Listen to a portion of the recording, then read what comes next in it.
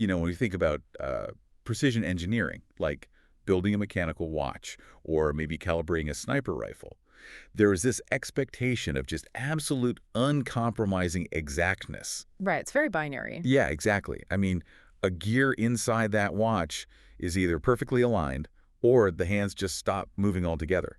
And a 1 millimeter twitch at the base of a rifle barrel, and you miss your target completely downrange. It's a harsh kind of math. It really is. But then you step onto a golf green, and suddenly that entire expectation of mechanical precision just, like, vanishes from our collective mindset. Totally goes out the window, yeah. We start talking about, feel and touch and intuition. Right. Putting accounts for roughly 40% of all the strokes you take in a typical round. Yet, how many of us just walk into a pro shop, buy a new putter off the rack, and just hope it acts like some kind of magic wand? Like it'll just fix a fundamental mechanical flaw. Oh, it's the ultimate diagnostic blind spot in all of sports, I think. Because we accept intense biomechanical analysis, force plate data, aerodynamics for a full golf swing off the tee. But when it comes to rolling a ball on a flat surface, people just assume it is purely an art form. They ignore the physics entirely. Completely ignore them. Which is why, whether you're a weekend golfer just trying to take a few bucks off your buddies, a PGA professional, a coach, or simply someone who, geeks out on human biomechanics, today's deep dive is designed to completely dismantle that feel-based myth. We have an absolute mountain of technical data on the table today. We really do. We are synthesizing research from Dr. Paul Hurrian and Quintic Sports, Sam Putlab statistics, BodyTrack pressure mapping data, and guidelines from the Titleist Performance Institute. It's a lot to unpack. It is. But our mission is to build the architecture of the perfect putting stroke from the ground up, isolating those microscopic cause and effect relationships that dictate whether a ball actually goes in the hole. Because that's what it comes down to. Exactly. So as you're listening, ask yourself, do you actually know the difference between a good putt and a bad putt on a biomechanical level? Well, to even begin answering that, we have to look at the incredibly cruel reality of impact. What usually surprises people is just how brief this collision between the putter and the ball really is. It's fast, right? Incredibly fast. According to data from the Quintic putting robot, which uses these high-speed cameras capturing thousands of frames per second, the golf ball is in contact with the putter face for approximately 0.5 milliseconds. Wait, half of a millisecond? Yeah, half of a millisecond. That is an almost incomprehensible sliver of time. It is a literal flash.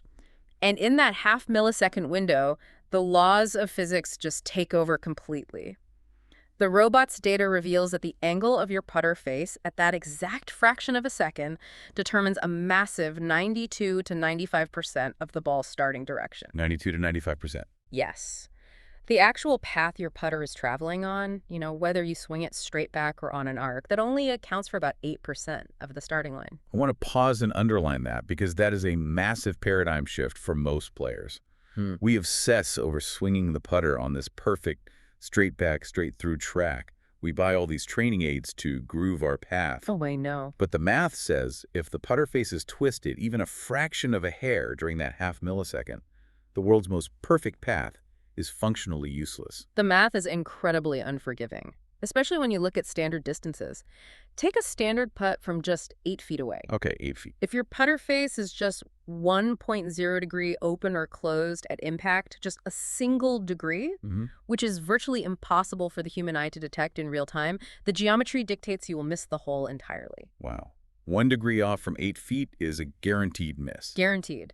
Even PGA Tour pros see their make percentage plummet to around 68.8% from that 4 to 8 foot range. That's wild. Yeah. If we run with that sniper analogy again, a shooter doesn't just hold a heavy rifle midair and rely on their hands to keep it steady.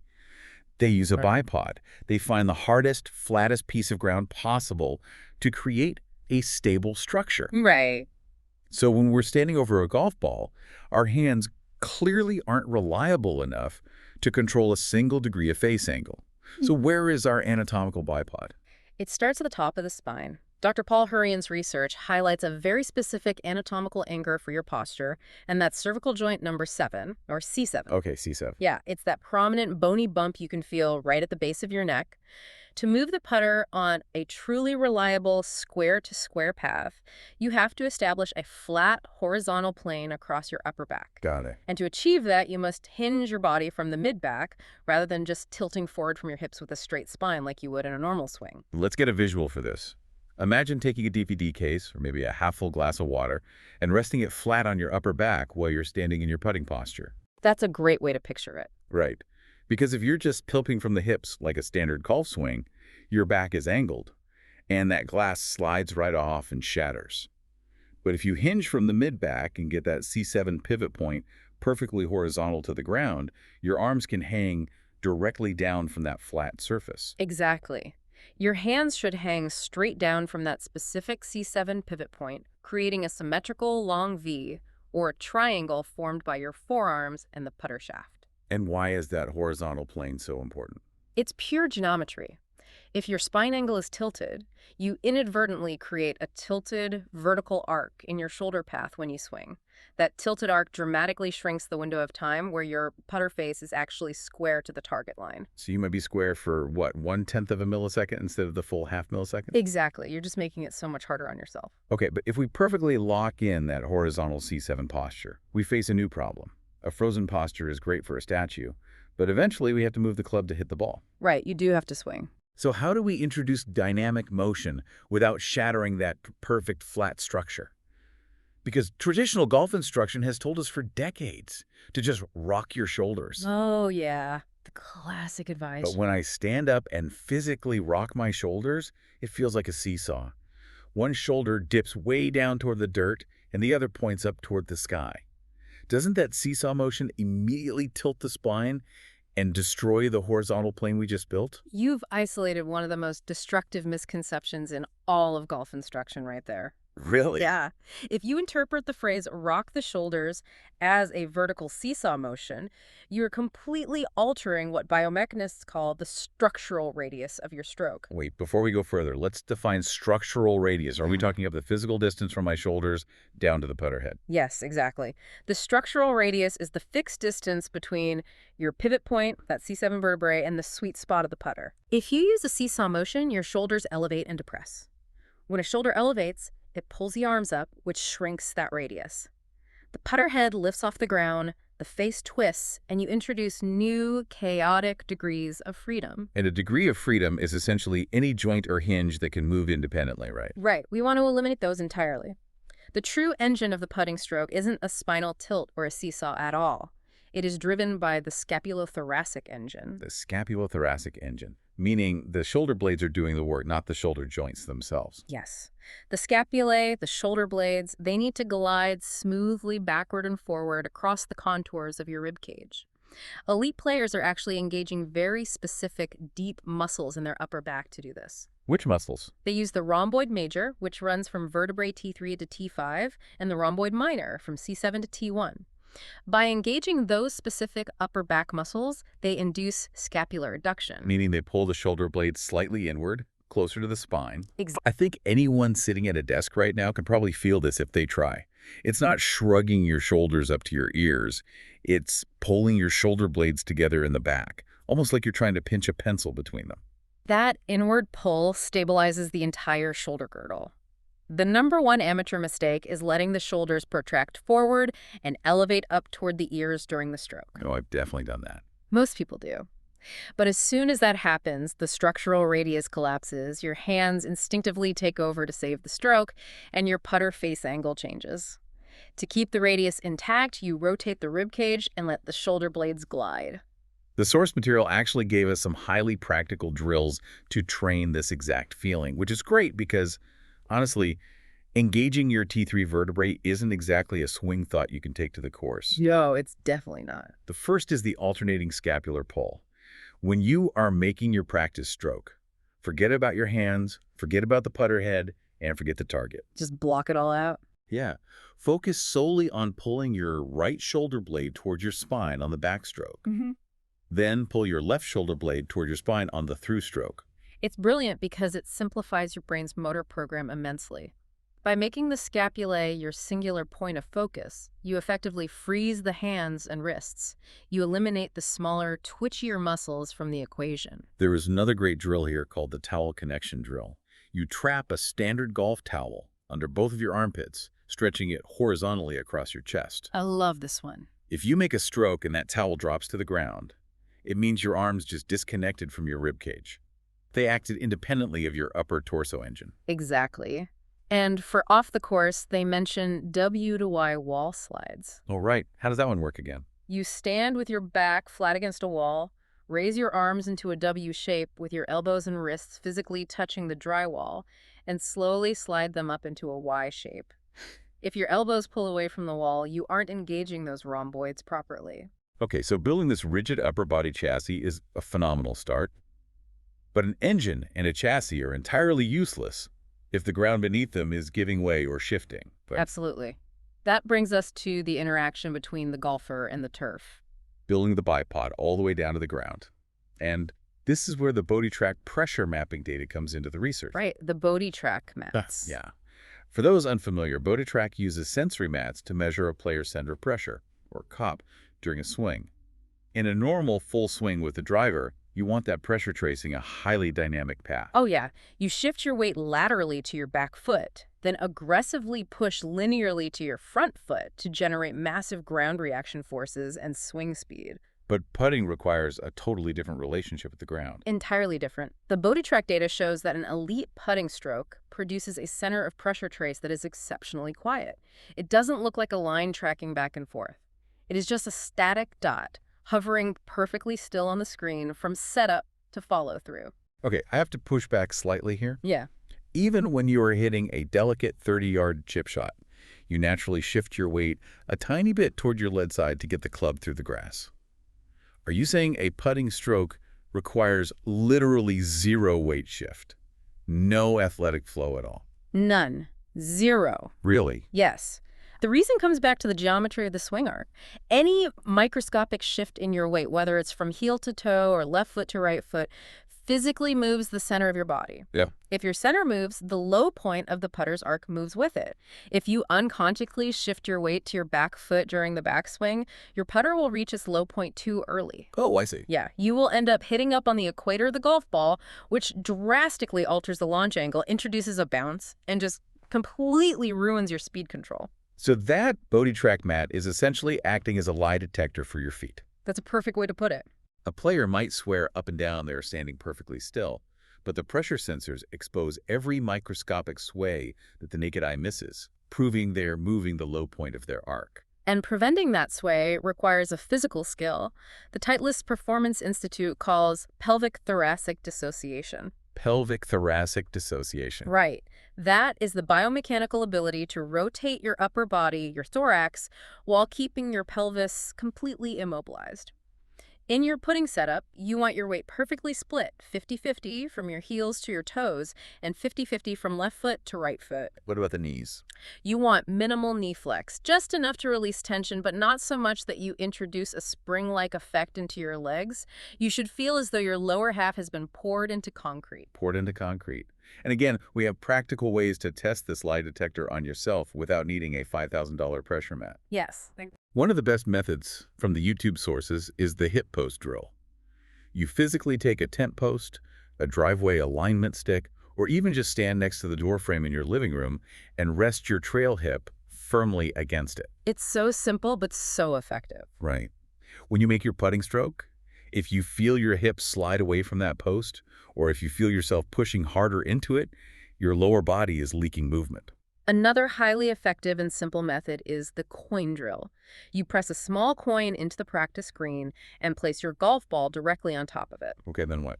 You strike the putt, but your singular goal is to keep your eyes fixated on the coin long after the ball is gone. If you anxiously look up early to see where the ball went, your head elevates. And when your head elevates, your spine angle changes. Exactly. Your spine angle changes, your center of pressure shifts, and you've effectively ruined the mechanics of the stroke before the ball has even left the putter face. Wow. Okay, so we have the chassis bolted down in concrete. We have the upper body scapular engine built to glide. How do we apply speed? We have to actually sequence the swing to control distance. Yes. We And the source material highlights an absolutely fascinating philosophical debate here between two absolute legends of the game. It's the great debate over how to manage the arms and wrists through impact. On one side of the research, you have Dr. Paul Hurrian, who advocates for a completely rigid, shoulder-driven pendulum. Right. In his biomechanical model, the wrists and elbows are locked. The goal is to maintain that perfect, unchanging triangle we built earlier, ensuring the stroke's radius never fluctuates and the degrees of freedom remain at absolute zero. The putter face stays perfectly square to the arc at all times. But then you look at the other side. Stan Utley, one of the most famous short game coaches in the world, vehemently argues that locking your joints like an industrial robot completely destroys your natural human touch. He really does. He advocates for what he famously calls a greasy stroke. The greasy stroke introduces intentional degrees of freedom. Utley wants soft elbows and a slight natural release of the wrists through impact. But what does that actually look like mechanically, though? If I release my wrists, what is the putter head doing differently than in Hurrian's rigid pendulum? In a greasy stroke, you are allowing the toe of the putter to naturally swing past the heel of the putter right at impact, much like the release of a driver head in a full swing. No. This closing of the face relative to the path creates a tighter rolling hook spin on the golf ball, rather than a pure end-over-end roll. It relies heavily on timing and hand-eye coordination to square the face at the exact right microsecond. It is a completely polarized mechanical worldview. One says lock every joint to eliminate variables. The other says soften every joint to maximize human feel. So how can two wildly different methods both produce elite, tournament-winning results on the PGA Tour? When we look past the theories and dig into the raw data, specifically from Sam Putt Lab, which analyzed over 150 tour players, we find a unifying truth. Regardless of whether a player chooses the rigid pendulum of Hurrian or the greasy release of Utley, the underlying foundation for both styles is a flawless, unchanging rhythm. So the secret isn't the mechanical style itself, it's the timing of the delivery. Exactly. The Sam Putt Lab statistics reveal something profound about human timing. Elite putters do not change the tempo of their forward swing based on the distance of the putt. Wait, really? Yeah. Whether they are facing a terrifying 3-footer for par or lagging a 30-footer across a massive green, the duration of their forward swing is remarkably constant. Across the board, it averages about 800 milliseconds from the top of the backswing to the moment of impact. So the math forces the outcome. If the 800 millisecond window is permanently locked in your brain, a longer backstroke has to result in a faster impact speed, simply to cover that longer distance before time runs out. That's it, exactly. You've completely removed the conscious effort of trying to hit the ball hard. You are automating the acceleration. That is fascinating. 800 milliseconds translates to roughly 70 to 75 beats per minute on a standard metronome. Because that forward swing time becomes a subconscious automated motor program, the speed of the putter at impact is dictated by one single variable, and that's the length of your backstroke. And amateurs struggle terribly with distance control because they constantly change their rhythm. They take a short backswing, panic, and violently accelerate their hands through the ball. Happens all the time. If you automate the 75 beat per minute rhythm, distance control just becomes an exercise in mapping how far back to pull the putter. To put that rhythm to the ultimate test, the sources detail a brutal practice method called the 6x2 drill. Oh, this one is tough. Very tough. You take 6 golf balls and line them up on a straight, flat putt. The first ball is 2 feet away from the hole. The next is at 4 feet, then 6, 8, 10, and 12 feet. You have to make all 6 putts in a row. Sounds easy until you try it. Right, because if you miss the 12-footer, you don't just try that putt again. You have to walk all the way back to the 2-footer and start the entire process over. It induces a remarkable amount of artificial pressure. And under pressure, players with poor mechanics will invariably abandon their automated rhythm and try to consciously steer the ball into the hole with their hands. And remember our earlier math. Yeah. At 12 feet, your margin for error on the putter face is less than 0.7 degrees. Less than a degree. If your rhythm breaks down, your structural radius breaks down, your hands twitch, and the face twists. And you miss? Exactly. So what does this all mean for you the next time you step onto a putting green? Let's recap this journey. First, you aren't just bending over. You are specifically locking in a horizontal C7 pivot point at the base of your neck to create a flat back. Yep, creating that stable bipod. Second, You are abandoning the seesaw shoulder rock, focusing instead on gliding your scapulae horizontally across your rib cage. Third, you are turning your lower body into a concrete statue to keep your center of pressure dead quiet. Poured in concrete. Right. And finally, you are trusting a constant automated rhythm, relying solely on the length of your backswing to tell the ball how far to go. It is a deliberate process of removing chaotic variables. By eliminating unnecessary degrees of freedom in the joints and the feet, you are isolating the putter face. You are giving yourself the highest mathematical probability of keeping that face perfectly square during the critical half millisecond of impact. It is quite literally engineering for the human body. But before we wrap up this deep dive, we have to look at one final, mind-bending concept from the research. Oh, this is my favorite part. We just spent this entire time optimizing the physical machine, right? Yeah. The structural posture, the rhomboid muscles, the ground forces. But what about the software running the machine? What about your brain's perception of physical reality? This is where biomechanics collides with neurology. The data shows that your brain's perception of a perfectly straight line is heavily dependent on the exact position of your eyes at setup. Okay, so how does that work? Well, if your eyes are positioned slightly inside the target line, or slightly outside it, or if your head is tilted even a fraction of an inch to the right or left, a perfectly straight 10-foot putt might literally look angled to your brain. It's an optical illusion generated by your own posture. Exactly. You could build the absolute perfect physical stroke, 0 degrees of freedom, flawless rhythm. But if your eyes are in the wrong spot, your brain will scream at you that you're aiming 2 feet to the right. It will. And Right. subconsciously, your brain will force your hands to make a microcompensation to fix a problem that doesn't actually exist. Twisting that putter face off its square line right at impact. Yep. 95% of top amateurs, and even some PGA professionals, display fundamental flaws in their alignment simply because their eye position creates a false perception of reality. They aren't missing because of bad mechanics. They're missing because they are compensating for a visual lie. That is incredible. So the next time you're standing over a crucial match-winning putt, staring down the barrel, and the line just doesn't feel right, well, ask yourself, is my physical stroke failing, or is my brain just lying to me about what a straight line actually looks like?